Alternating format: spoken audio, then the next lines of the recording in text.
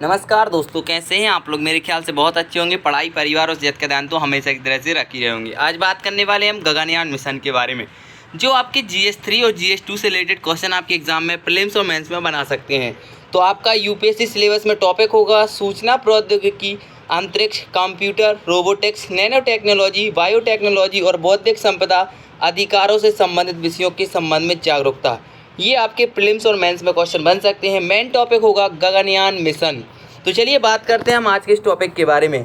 तो हाल ही में भारतीय अंतरिक्ष अनुसंधान संगठन इसरो द्वारा गगनयान कार्यक्रम के लिए मानव प्रमाणित ठोस rocket booster human rated solid rocket booster HS-200 का स्थैतिक परीक्षण पूरा किया गया है। आपसे एग्जाम में पूछा जा सकता है कि कौन सा नंबर का था, तो HS-200 था। क्या है इसका नाम पूरा, अगर आपसे पूछा जाए तो मानव प्रमाणित ठोस रॉकेट बूस्टर का परीक्षण किया गया। किसने किया? इसरो ने किया था।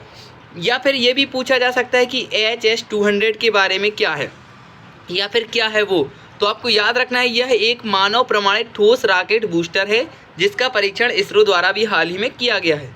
यह booster engine geo synchronous satellite launch vehicle MK3 GSLV MK3 rocket का हिस्सा है, जो भारतीय अंतरिक्ष यात्रियों को अंतरिक्ष में ले जाएगा। HS-200 ठोस प्रणोदक का प्रयोग करने वाला दुनिया का दूसरा सबसे बड़ा परचालित बूस्टर है। यानी कि इसके पहले फर्स्ट रैंक पर कौन है आप बताइएगा, चाहे गूगल पर सर्च करके, चाहे जैसे आप कर सकें वैसे।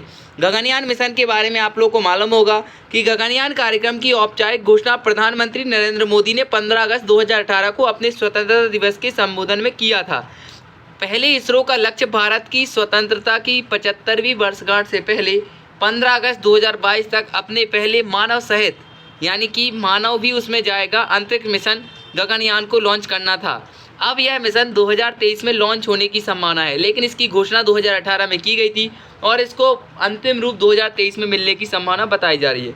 गगनयान कार्यक्रम के तहत क्या क्या होने वाला है, तो 3 उड़ानें अंतरिक्षीय कक्षा में भेजी जाएंगी, जिनमें 2 उड़ानें मानव रहित और 1 मानव सहित उड़ान अंतरिक्ष में होगी।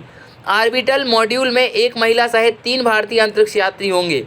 यह अंतरिक्ष यान 5 से 7 दिनों के लिए पृथ्वी से 300-400 किलोमीटर की ऊंचाई पर कम पृथ्वी कक्षा में पृथ्वी के चक्कर लगाएगा। इस प्रक्षेपण के बाद भारत मानव अंतरिक्ष उड़ान कार्यक्रम या मिशन शुरू करने वाला संयुक्त राज्य अमेरिका, रूस, चीन के बाद चौथा देश बन जाएगा। यानी फर्स्ट अमेरिका, सेकंड रूस, थर्ड चाइना एंड फोर्थ हमारा भारत बन जाएगा। ये भी आपको याद रख लेना है।